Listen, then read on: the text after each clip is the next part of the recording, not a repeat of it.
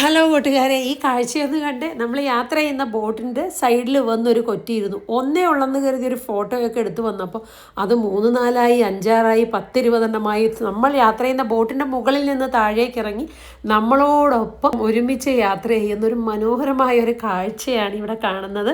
ഈ കാഴ്ച നിങ്ങൾക്ക് എല്ലാവർക്കും ഇഷ്ടപ്പെട്ടോ? ഇതുപോലൊരു ബോട്ട് യാത്രയ്ക്ക് നിങ്ങൾക്കും ആഗ്രഹമുണ്ടോ?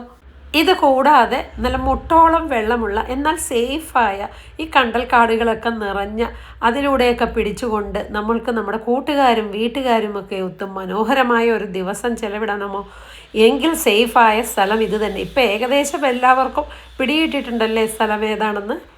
ഇനി ഒരു ജോഡി ഡ്രസ്സ് അഡീഷണൽ എടുക്കണമെന്ന് മാത്രം കേട്ടോ, നനയാനൊക്കെയുള്ള സാധ്യതയുണ്ട്. നമ്മുടെ ചെറുപ്പകാലത്ത് ഇതുപോലെ മരം കയറി നടന്നതൊക്കെ ഓർമ്മയില്ലേ? അതൊക്കെ ഒന്നും കൂടെ പുതുക്കാനുള്ള ഒരു അവസരവും കൂടിയാണ്. ഇതിലൊന്നും കയറാൻ ഒന്നും പേടിക്കേണ്ട കാര്യമില്ല, നല്ല ബലമുള്ള കമ്പുകൾ തന്നെയാണ്.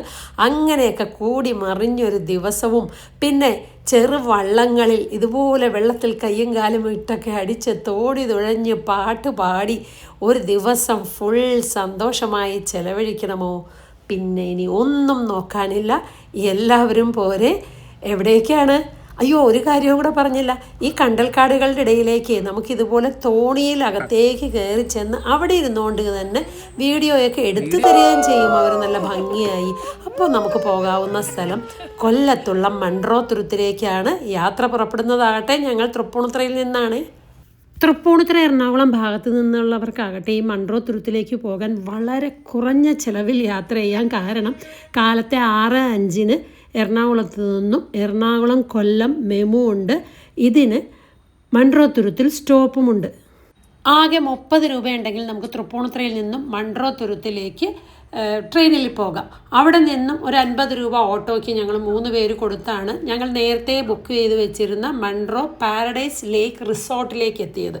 ഈ റിസോർട്ടിൻ്റെ പാക്കേജ് ഡീറ്റെയിൽസൊക്കെ ഞാൻ വഴിയേ പറയാമേ. ചെന്ന വഴിയെ തന്നെ ബ്രേക്ക്ഫാസ്റ്റ് കഴിച്ചൊന്ന് ഫ്രഷപ്പായി നമ്മുടെ ലഗേജൊക്കെ അവിടെ റൂമിൽ ലോക്ക് ചെയ്ത് വെച്ചതിന് ശേഷം ഇവരൊരുക്കുന്ന ഒരു ഷിക്കാര ബോട്ട് റൈഡിങ്ങിനാണ് നമ്മൾ ആദ്യം പോകുന്നത്. ആദ്യം സാമ്പ്രാണിക്കുടിയാണ് നമ്മൾ പോകുന്നത്. അവിടെ ചെന്ന് വെള്ളത്തിൽ കായലിന്റെ നടുക്ക് ഇറങ്ങിക്കാനുള്ള സ്പോട്ടും കാര്യങ്ങളെല്ലാം ഉണ്ട്. CTPC ആണ് അവിടെ ഓപ്പറേറ്റ് ചെയ്യുന്നത്. അപ്പോൾ അടുത്തത് നമ്മൾ സാമ്പ്രാണിക്കൊടിയിലേക്കാണ്. അതിനു മുമ്പ് ഈ ബോട്ടിലിരുന്നു കൊണ്ടുള്ള നമ്മുടെ റിസോർട്ടിൻ്റെ ഒരു വ്യൂവുമാണ് അവിടെ കാണുന്നത്. രാത്രിയൊക്കെ ആകുമ്പോൾ ഇവിടെ നല്ല ഭംഗിയായിരിക്കും. നമുക്ക് സൺസെറ്റ് കാണാനുള്ള എല്ലാ സംവിധാനവും ഒക്കെയുണ്ട്. ഇനി ഈ മൺട്രോത്തുരുത്തെന്ന് പറഞ്ഞാൽ എന്താണെന്ന് എനിക്ക് നേരത്തെ ഞാൻ ട്രെയിനിൽ പോകുമ്പോൾ കാണാറുള്ളൊരു സ്ഥലമാണെങ്കിലും കൂടുതൽ ഡീറ്റെയിൽസ് ഒന്നും അറിയില്ലായിരുന്നു. ഇവിടെ അഷ്ടമുടിക്കായലും കല്ലടയാറിനും ഇടയിലുള്ള ഒരു ദ്വീപ സമൂഹമാണ് മൺട്രോത്തുരുത്ത്. ഏകദേശം ഒരു 14 കിലോമീറ്റർ സ്ക്വയർ ഏരിയ വരുന്ന 10,000-ൽ താഴെ മാത്രം ആളുകൾ അധിവസിക്കുന്ന ഒരു ദ്വീപ സമൂഹം. ശാന്തമായ കായൽ കാഴ്ചകളും പച്ചപ്പ് നിറഞ്ഞ പ്രകൃതി ഭംഗിയും ഒക്കെ നമുക്ക് ഈ പോകുന്ന വഴിക്ക് കാണാം. ഇവർ പോകുന്ന വഴി നമുക്ക് ഇവിടുത്തെ വിശേഷങ്ങളൊക്കെ പറഞ്ഞു തരികയാണ്. മൺട്രോത്തുരുത്തിലെ 8 പ്രധാന ദ്വീപുകളാണുള്ളത്. പെരിങ്ങാലം, പട്ടംതുരുത്ത്, പെഴന്തുരുത്ത്, കാനത്തറ, കിഴക്കേ കല്ലട, വിളന്തറ, മുടിയാഞ്ചേരി എന്നുള്ള ദ്വീപുകളൊക്കെയാണ് ഈ ചുറ്റുമായി കാണുന്നതെന്നും ഇവിടുത്തെ പ്രധാന വരുമാന മാർഗം പണ്ട് കാലത്ത് കൃഷിയും മത്സ്യബന്ധനവും ഒക്കെ ആയിരുന്നു എന്നും ഇപ്പോൾ വിനോദസഞ്ചാരത്തിന് കോവിഡിന് ശേഷം വളരെ പ്രശസ്തമായി ഇരിക്കുന്ന ഒരു സ്ഥലവും കൂടിയാണിത്.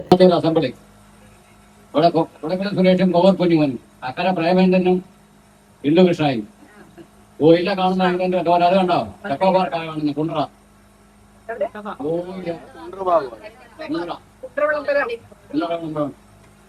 വിശ്വനാഥ് ഇല്ല കാണുന്ന 1957 റെയിൽവേക്ക് സ്ഥലമെടുത്തതാ, മണ്ണെടുത്തതാ. ഇവിടുത്തെ നിലത്താൻ ഓയിൽ ഐലൻഡ് കാണുന്നത്. ദൂരെയായിട്ട് നമ്മൾ കാണുന്നതാണ് ഇപ്പം പണിതുകൊണ്ടിരിക്കുന്ന പെരുമൺ പാലം. 2 സൈഡ് പണിതിട്ടുണ്ട്. ഇനി പണിയാനുള്ളത് നടുക്കു ഭാഗത്തുള്ള തൂക്കുപാലമാണ്. ഇതുവരെ വാഹനങ്ങളെല്ലാം കടന്നാണ് പോകുന്നത്. ഈ പാലം പൂർത്തീകരിക്കുന്നതോടുകൂടി ഇതുവഴി വാഹനങ്ങളും കടന്നു പോകുമെന്ന് പറയുന്നു. അതിനപ്പുറത്തായിട്ട് കാണുന്നത് ഇപ്പോൾ ട്രെയിൻ കടന്നു പോകുന്ന റെയിൽവേ ബ്രിഡ്ജാണ്. അത് നമുക്ക് ദൂരെ നിന്ന് കാണാം. പിന്നെ അതും കടന്ന് അതിനപ്പുറത്തായിട്ട് കാണുന്നതാണ് പണ്ട് 1988-ൽ ബാംഗ്ലൂർ കന്യാകുമാരി എക്സ്പ്രസിൻ്റെ ദുരന്തം നടന്ന പഴയ പെരുമൺ പാലം. ഇങ്ങനെ ചരിത്രവും ഭൂമിശാസ്ത്രവും ഒക്കെ പറഞ്ഞിരുന്നാൽ മതിയോ? ഒരാഘോഷം വേണ്ടേ? അപ്പോൾ ദേ ഞങ്ങളുടെ വക ഒരു ചെറിയ പാട്ട് ഡാൻസും ഒക്കെ അതിനിടയിൽ നടക്കുന്നുണ്ട്.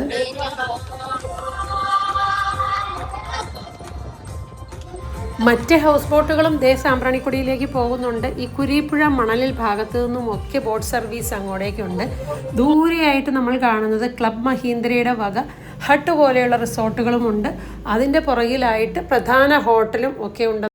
നമ്മളങ്ങനെ ദേ സാമ്പ്രാണിക്കൊടി ബോട്ട് ടെർമിനലിലെത്തി. 3 ഭാഗത്ത് നിന്നും ഈ സാമ്പ്രാണിക്കൊടിയിലേക്ക് ബോട്ട് സർവീസുകളുണ്ട്. ഡിസ്ട്രിക്ട് ടൂറിസം പ്രൊമോഷൻ കൗൺസിലാണിത് കൺട്രോൾ ചെയ്യുന്നത്. ഇത് വേറൊരു ഭാഗത്തു നിന്നാണ്. സാമ്പ്രാണിക്കൊടി കൊല്ലത്ത് നിന്ന് ഏകദേശം 13 കിലോമീറ്റർ ദൂരെയാണ്. നമ്മൾ പോകുന്നത് കുരീപ്പുഴ ജെട്ടിയിലേക്കാണ്. അവിടെ നിന്നും സ്പെഷ്യൽ ബോട്ടിലാണ് നമ്മൾ സാമ്പ്രാണിക്കൊടിയിലേക്ക് പോകുന്നത്. അവിടെ ദൂരെയായിട്ട് നമുക്ക് നീണ്ടകര പാലവും കാണാനായിട്ട് സാധിക്കും. ബസ്സിലൊക്കെ പോകുമ്പോൾ കാണാറില്ലേ? ഈ കൊറ്റയാണെങ്കിൽ കുറേ നേരമായിട്ട് ഞങ്ങളുടെ ഒപ്പം തന്നെയുണ്ട് കേട്ടോ. സാമ്പ്രാണിക്കൊടി അങ്ങനെ ദൂരെ നിന്ന് കാണാം. ഒരേ സമയം 100 പേരെ മാത്രമേ അവിടേക്ക് കടത്തി വിടൂ എന്നാണ് അറിയാൻ കഴിഞ്ഞത്.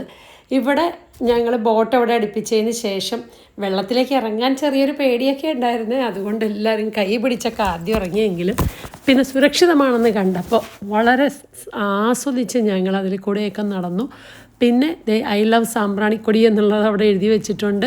അതുപോലെ ചെറിയ ചെറിയ ഭക്ഷണ സാധനങ്ങളൊക്കെ ഇതുപോലുള്ള വള്ളങ്ങളിൽ കൊണ്ടുവന്ന് നമുക്ക് തരുന്നുണ്ട്. പക്ഷേ ശ്രദ്ധിക്കേണ്ട ഒരു കാര്യം, യാതൊരു വിധ മാലിന്യങ്ങളും, അതായത് പ്ലാസ്റ്റിക്കോ പേപ്പറോ ഒന്നും അവരവിടെ ഇടാൻ സമ്മതിക്കില്ല എന്നുള്ളതാണ്. എന്തായാലും ഇതൊരു പ്രത്യേക അനുഭവം തന്നെയായിരുന്നു കേട്ടോ. വളരെ ആഴം കുറഞ്ഞ സ്ഥലങ്ങളിലൂടെയൊക്കെ നമുക്ക് കണ്ടൽക്കാടുകളുടെ ഇടയിലൂടെയൊക്കെ നടക്കാം. നമ്മുടെ ചെറുപ്പകാലങ്ങളിലുള്ള പോലെ മരത്തിൽ കയറിയും ഇങ്ങനെയൊക്കെ ചെറുപ്പത്തിലല്ലേ നമ്മൾ നടന്നിട്ടുള്ളൂ. അതിൽ എല്ലാവരും കുറേ സമയം അവിടെ ചിലവഴിച്ചു. പിന്നെ അറിയാതെ ഈ സന്തോഷമൊക്കെ വരുമ്പോൾ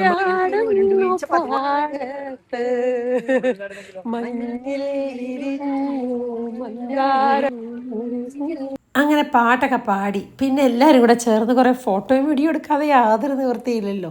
പിന്നൊരു കാലത്ത് ഇതൊക്കെ നമുക്ക് ഓർമ്മയിൽ സൂക്ഷിക്കാനും കാണുമ്പോൾ നമുക്ക് വീണ്ടും പഴയ കാലമൊക്കെ ഓർമ്മ വരാനുമൊക്കെ ഉള്ളൊരു കാര്യമുള്ളൂ. ഇത് തിരിച്ച് നമ്മൾ യാത്ര പുറപ്പെട്ട റിസോർട്ടിലേക്ക് തന്നെയാണ്. പാട്ടൊക്കെ പാടി സന്തോഷത്തോടെ ഞങ്ങൾ തിരിച്ചു പോവുകയായിരുന്നു. തുടക്കത്തിൽ ഞാൻ കാണിച്ച കിളികളുടെ കൂട്ടമില്ലേ, അത് ഈ തിരിച്ചു പോകുന്ന യാത്രയിലായിരുന്നു. അങ്ങോട്ട് പോയപ്പോൾ 1, 2, 3 കിളികളെ ഉള്ളെങ്കിൽ തിരിച്ചു പോയപ്പോൾ കിളികളുടെ കൂട്ടമായിരുന്നു. ഇതെല്ലാം ബോട്ടിൻ്റെ മുകളിലും ഒക്കെയായി നല്ലൊരു കാഴ്ചയും അനുഭവമൊക്കെ തന്നെ. ഇനി ഏകദേശം ഒരു 1:30 ആയപ്പോഴേക്കും ഞങ്ങൾ യാത്ര പുറപ്പെട്ട റിസോർട്ടിൽ തന്നെ തിരിച്ചെത്തി. അവിടെ ഞങ്ങൾക്ക് വേണ്ടി നല്ല വിഭവസമൃദ്ധമായ ഭക്ഷണം തന്നെ ഉണ്ടായിരുന്നു. നേരത്തെ പറഞ്ഞതനുസരിച്ച് ഇതുപോലെ കരിമീനും കക്കയിറച്ചിയും അതുപോലെ കപ്പയും മീൻ കറിയും വെജിറ്റേറിയൻസിന് വേണ്ട എല്ലാ തരം കറികളുമൊക്കെ ആയിട്ട് നല്ലപോലെ ഭക്ഷണം കഴിച്ചിട്ട് ഇനിയുള്ള യാത്രയായിരുന്നു. ശരിക്കും തുടക്കത്തിലെ ബോട്ട് യാത്രയേക്കാൾ നമുക്കിഷ്ടപ്പെടുന്ന വഞ്ചി യാത്ര, നല്ല കണ്ടൽക്കാടുകളുടെ ഇടയിലൂടെ, അതും തുറന്ന വഞ്ചിയിലാകുമ്പോൾ ഇത്തിരി വെയിലൊക്കെ ഉണ്ട്. ഞങ്ങൾ തലവഴിയൊക്കെ മൂടിപ്പോച്ചിരുന്നെങ്കിലും ഇതൊരു വേറിട്ട അനുഭവം തന്നെ. ഇനി നമ്മൾ ഈ തോടുകളുടെ ഇടയിലൂടെ പോകുന്നത് കാഞ്ഞിരോട്ട് ലേക്കിലേക്കാണ്.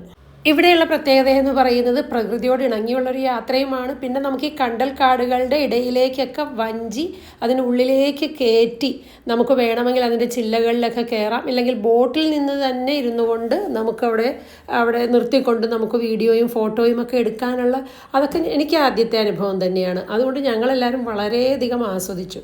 പിന്നെ വഞ്ചിയിലെ ഞങ്ങളുടെ അമരക്കാരൻ ചിന്തു അടിപൊളിയായിരുന്നു കേട്ടോ. പുള്ളിയാണ് ഞങ്ങളുടെ യാത്ര ഇത്ര മനോഹരമാക്കിയതെന്ന് തന്നെ പറയാം. ഈ ഇടത്തോടുകളിലൂടെയും അതുപോലെ ഈ കനാല് പോലെയുള്ള സ്ഥലത്തും കണ്ടൽക്കാടുകളിലൂടെയും ഒക്കെ പിന്നെ കാഞ്ഞിരോട്ട് ലേക്കിലേക്കുമുള്ള ഈ യാത്ര മഴയില്ല, നല്ല മഴക്കാലമായിട്ടും മഴയില്ലാതെ ഞങ്ങളെ വളരെയധികം സഹായിച്ചു. മഴയുണ്ടായിരുന്നെങ്കിൽ പേടിച്ചു പോയേനെ കേട്ടോ. ഈ വഞ്ചി യാത്രയൊന്നും ഇത്ര ആസ്വദിക്കാനും പറ്റില്ലായിരുന്നു. ഇനി ദൂരെയായിട്ട് കാണുന്നത് പല ആകൃതിയിലും ആർച്ച് ഷേപ്പിലുമൊക്കെ ഉള്ള കണ്ടൽ വനങ്ങളാണ്. ഇവിടെ നിറയെ വെള്ളമുണ്ടെങ്കിലും ഈ കണ്ടൽ വനങ്ങളുടെ പുറകിലേക്കാണ് ആൾക്കാരൊക്കെ വഞ്ചിയിലെത്തുന്നത്. അവിടെ ഇറങ്ങി നിൽക്കാനുള്ള സൗകര്യമുണ്ട്. അവിടെ ചരലൊക്കെ ഇട്ട് നല്ല സെറ്റ് ചെയ്ത് വെച്ചിരിക്കുകയാണ്. അതുകൊണ്ട് ഇറങ്ങാൻ പേടിക്കേണ്ട കാര്യമില്ലെന്നും ചിഞ്ചു പറഞ്ഞു. കുറേ ആൾക്കാർ അവിടെ എത്തിയിട്ടുണ്ട്. പല സ്ഥലങ്ങളിൽ നിന്ന് കുറേ ആളുകൾ അവിടെ എത്തിയിട്ടുണ്ട്. അവിടെ ഇറങ്ങിയതിന് ശേഷം ശരിക്കും പിന്നെ അങ്ങോട്ട് അടിച്ച് പൊളിച്ചു, അല്ലെങ്കിൽ ആടി തിമിർത്തു എന്ന് തന്നെ പറയാം. ഇതിൻ്റെ ക്രെഡിറ്റ് ചിഞ്ചുവിന് തന്നെ കൊടുത്തേക്കണം. ഞങ്ങൾ ജോലിയിലിരിക്കുമ്പോൾ 6 മാസം ബോംബെ ട്രെയിനിങ്ങിന് പോയ ഈ 10 പേരും കൂടെ എല്ലാ വർഷവും കൂടും. ഈ പ്രാവശ്യം സിന്ധുവിൻ്റെ റിട്ടയർമെൻ്റ് ആയിരുന്നു ഫംഗ്ഷൻ. അവിടെ വന്നവരെല്ലാവരും കൂടെ പാടിയും ഏറ്റുപാടിയും ആ ദിവസം അവിടെ മനോഹരമാണ്.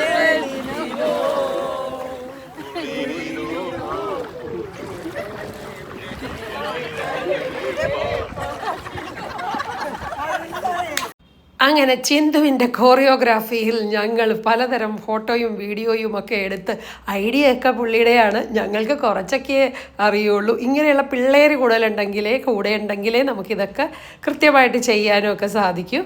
അങ്ങനെ വീഡിയോ ഒക്കെ എടുത്ത് നല്ലപോലെ ആസ്വദിച്ചൊരു ദിവസം തീർച്ചയായിട്ടും പോയിരിക്കണം കേട്ടോ.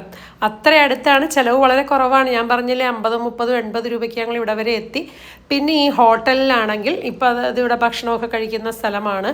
അതിൻ്റെ താഴെ ഇവിടെ നമുക്ക് സ്വിമ്മിംഗ് പൂളും അവർ പ്രൊവൈഡ് ചെയ്യുന്നുണ്ട്. നമുക്ക് സമയമില്ലാത്തത് കൊണ്ടാണ്.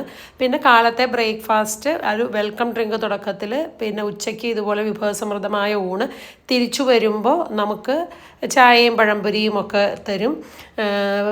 പിന്നെ എന്തായിരുന്നു ഈ സാമ്പ്രാണിക്കൊടിയിലേക്കുള്ള ടിക്കറ്റ്, ഈ ബോട്ട്, ഒരു ബോട്ട് യാത്ര, ഒരു വള്ളത്തിലുള്ള യാത്ര, സ്വിമ്മിംഗ് പൂൾ ഉപയോഗിച്ചില്ലെന്ന് മാത്രം. തിരിച്ചു വന്ന് ഞങ്ങൾ കയ്യും കാലും മുഖമൊക്കെ കഴുകി ഡ്രസ്സ് ചേഞ്ച് ചെയ്യാൻ നമുക്ക് റൂമും ഒക്കെ ഉണ്ടായിരുന്നു. 2 റൂമും തരുന്നുണ്ട്, ഓർഡിനറി റൂം. ഇനി കുറച്ചുകൂടെ ഹൈ ക്ലാസ് റൂമുകളും ഒക്കെ അവിടെയുണ്ട്. നമുക്ക് താമസിക്കേണ്ടാത്തത് കൊണ്ട് അതേ നമ്മൾ എടുത്തുള്ളൂ. അപ്പം നല്ലൊരു റിസോർട്ടാണ്. അതിന് 11 പേർക്ക് 14,500 രൂപയാണ് പാക്കേജ് വന്നത്. അപ്പോൾ ഒരു 1,300 രൂപയല്ലേ വന്നുള്ളൂ.